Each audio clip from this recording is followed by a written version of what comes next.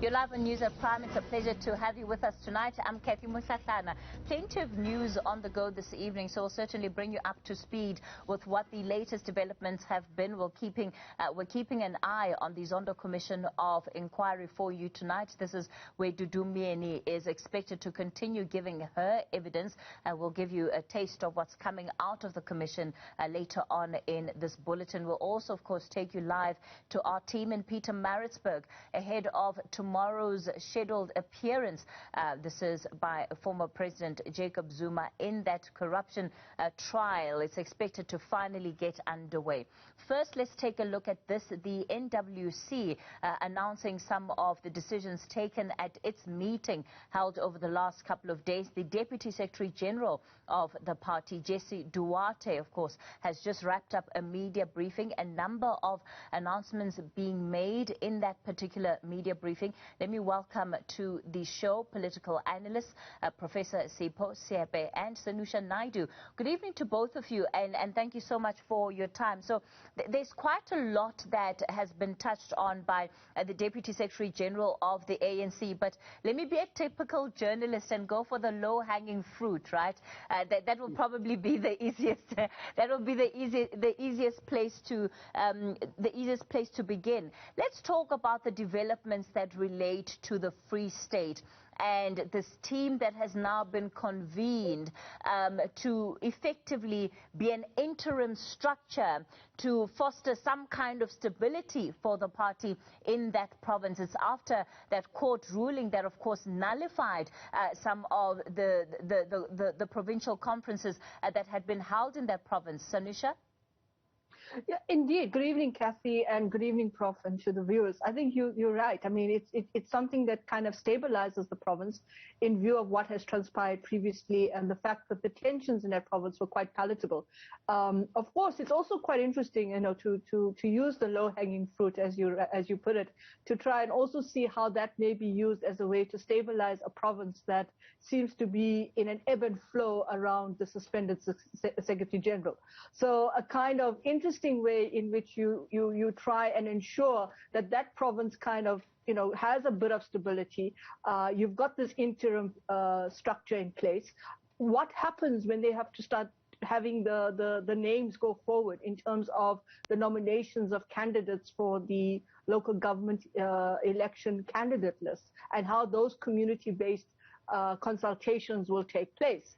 I think those are some of the issues that still need to be clear about, more coherence around the kind of plan that goes into play. But I think in terms of the other potential areas that need to be stabilized at the provincial and in terms of branch structures and so forth, we'll see this as perhaps a kind of process that they will evoke as they go forward. But it does, for me, I think that, all of this will be defined by what actually happens in practice, the kind of traction you find on the ground. Will there be the kind of processes that, whilst now you've stabilized this whole structure at the kind of provincial level, once you start getting into the grassroots structures, once you start getting into those kinds of really gray areas of the province where the real grassroots issues start to ferment and have been fermenting for a long time, I think it's going to raise different specters for this interim structure, but more importantly, for how the NEC and the NWC and, of course, former President Mohlahlana has to deal with these things. You remember, he's also heading the ANC's electoral strategy structure as well, so he's quite a busy man in that way. Certainly no shortage of work on his desk to get through. Professor Seepe, when we look at perhaps just the history of structures such as what has been set up in the Free State, this interim provincial committee, do we find that those structures are often successful in fostering stability, especially because, again, it could well be seen as a top-down approach that perhaps the mother body is imposing itself on what could be very divided opinion amongst members of the ANC in that province? Well, in the end, members of the ANC are comrades, and I think the ANC is trying to stem this conduct of it being always in the courts, where political decisions have to be decided by the courts. And this one will say it's probably a step in the right direction. Remember, members who have been told that the structure was improperly elected had expressed an intention to appeal against that, and they had even served and filed the papers, but they had since been encouraged. I think the whole idea of saying, comrades, you are still comrades, and you belong to the ANC. Can you find a way in which you put the ANC first, but also you put the people first? Because this to and froing in the courts is not assisting the organization. So I do think that the idea of winner takes it all is being put into, or there's a suggestion that it's not going to work. Maybe if we start this process, we may have started it before, but it does not prevent the ANC from trying it again. Remember, we're talking about a party that was willing to enter into negotiations with people, with a party that had killed its own members and the black South Africans. If they could sit down with the National Party and find each other despite the different interests and histories, these comrades have been in prisons together, they've been in the trenches together. So there is a possibility, and it's not an accident that there seems to be a possibility of that type of discussion. I think they need to appeal to that commonness of struggle. They need to appeal to that commonness of comradeship. They need to appeal to the notion that their concerns should be not as big as the concerns of their own organization and the concerns of the people of this country. We're going to continue the conversation with a political analyst, Professor Sipho, Seepe and Sanusha Naidu in a moment. Do stay with us. News at Prime, we continue taking a look at the announcement, at least from the latest NWC meeting by the ANC political analyst, Professor Sipho, Seepe and Sanusha Naidu join us now for more analysis. Sanusha, you know, I hear what Professor Seepe is saying in terms of the ANC wanting to appeal perhaps to a deeper camaraderie between its members. But when one looks at how divisive and how brutal the political fighting has been and infighting has been in the Free State over the last couple of years, do you think that there is a possibility of a return to that?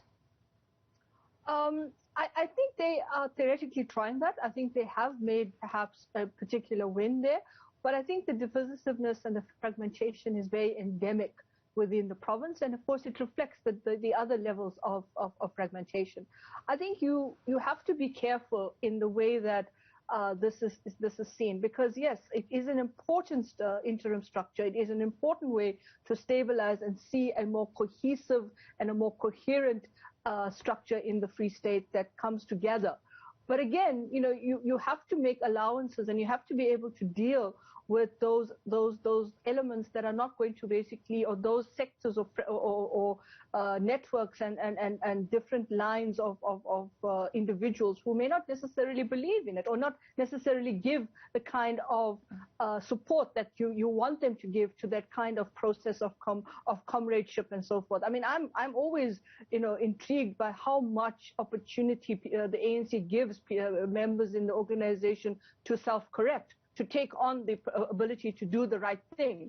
And I think the Deputy Secretary General in his press briefing also spoke about the caliber of individuals who had not been asked to step aside, but stepped aside out of their own volition, because they saw this as for the greater good of the party. I'm not sure we're at that, whether that is still in certain sections of the party still relevant, because I think there are different dynamics at play at the grassroots. I think even if you look at the statement and its reference to the Northern Cape and welcoming the court action in the region of Francis Bard, I think it's very important to bear in mind that sometimes your point about the top-down approach can actually be a limited win or a relative win at times. But I think sometimes at the grassroots, it's much more embedded. It's much more complex than just that. And I think sometimes we've got to ask ourselves, those that have joined the party subsequent to 1994, subsequent to particular historical events in the party and in the country, the purpose and alignment of the values and the norms and the principles that the party represents, how much does it resonate with them? Professor Seepe, of course, what we also saw was the Deputy Secretary General of the ANC being very careful in terms of how she was responding to questions that related to the process around the suspended Secretary General of the organization, but going as far as emphasizing that those who are asked to step aside or who need to step aside under the Rule 25.70 of the Constitution of the ANC are not able to appeal that particular decision. Well, I think that was a very important intervention by her to remind people of what the Constitution of the ANC says and the powers that it gives to various structures. And when one looks at that section that she was referring to, it's very clear that it doesn't allow for the form of appeal that you would have in ordinary disciplinary processes. But in itself, as she says, it is more protective of the organization, and it is also temporary suspension. But having said so, one must also understand that we are also in a constitutional democracy, and our constitution suggests that any conduct or law that is not consistent with it can be considered is actually invalid. So the Secretary General of the ANC has decided to go to court. And if you listen to the Secretary General, the DSG, she tried to be as far away from that issue, but seemed to speak about what the Constitution of the ANC provides. And I think it's a very safe space. But also the language was also saying there's something positive, almost I tried to appeal to him to say there are processes internally that you can actually follow. But most importantly, I think the downside of it is also the indication that because of the pronouncement that he had made, the NWC doesn't take kindly to what appears to be a divisive rhetoric. And they would look into it. And if they find that those are grievous enough and grave enough, then he might actually be charged. So you see a certain level of patience, which is what the ANC normally does, taking patience so that when people ultimately are booted out, they cannot say they have not been provided with an opportunity. So I think they found somebody in her to be the person who will have a sense of control, rather than, as she said, that we cannot be ruled by our emotions, even when we think that certain things are obvious. So what she was told to do, which is to indicate that the ANC, in terms of its constitution, is on the right path and it can defend its position. Sanusha, it's also the first time that we're seeing a statement coming out of the ANC since last week, Wednesday's court appearance, that is condemning part of what happened outside the court case of former President Jacob Zuma. Yeah, I think, in terms of what we saw in the scenes that were unfolding outside the court, I think that the NWC had to basically address it. I mean, it was definitely something that didn't bode well for the ANC. I mean, I'm still unsure and uncertain because, was certain members like the suspended SG there in his personal capacity, but you had all this ANC regalia around there. So was he then representing a particular stance in terms of the ANC? I mean, there were all these different complications and complexities that kind of confused me, because at the end of the day, you had these different, you had the press briefing from the NEC as well, stating that, there'll be limited activity for individuals to use particular factions in the party. They won't be able to, a suspended individual cannot be on the same platform and so forth. But the statements that the suspended SG made, as well as Tony Ngeni and Carl Niehaus, I think in a sense is something that had to be addressed by the NWC. I also think that the deputy SG came back very, very importantly and diplomatically to say that she's had a conversation with Mr. Ace Magashule to say that he will not bring in those crowds that he wanted to bring in terms of the statements he had made on the podium last week. So again, I think it's a diplomatic move as well to suggest that in times of where we are flirting with a third wave around the infection, it just seems very reckless to have somebody and leaders who are within the NEC, like Tony Ngeni, who are basically making on the same platform. But I think, again, there's a lot of uncertainty. There's gray areas. It's not clear in terms of whether that also has to be addressed in terms of what the NEC had said in a previous press briefing around a meeting that they held around individuals who can actually go on podiums and represent the ANC in a particular way, particularly suspended members. So I think, again, we are getting caught up in the kind of translation of what kind of offenses are going to be looked at and examined in terms of the type of intervention and action that's going to be taken. Of course, Professor Seepe, when we look at those crowds from last week, it wasn't just crowds that were perhaps brought or gathered by the suspended Secretary General of the party. It also happened with the backing of the Provincial Executive Committee in KwaZulu-Natal that was quite vocal about its stance in terms of supporting former President Jacob Zuma during this trial. Well, I think what you see is the ANC that is unsure on how to move forward on this. Remember, there was a moment when the current leadership was so triumphant as to suggest that the people who are going to appear in support of an accused person or a charged person in a court of law should not wear the regalia of the ANC. So you see, even the statement today, it is very quiet around that issue.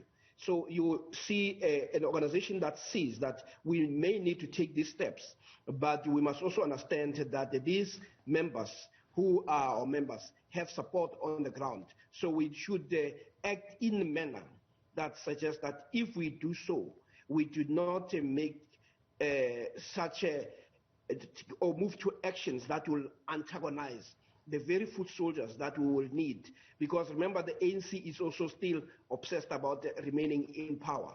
So you will need those foot soldiers. So the issue is, how do you begin to navigate this in a manner that is so tactical and so strategic that you still say this behavior is not acceptable, but at the same time, you don't condemn those who provide support. And I think, like you say, when you now have the provincial leadership going there and you have a premier, then it does suggest that there's been a retreat.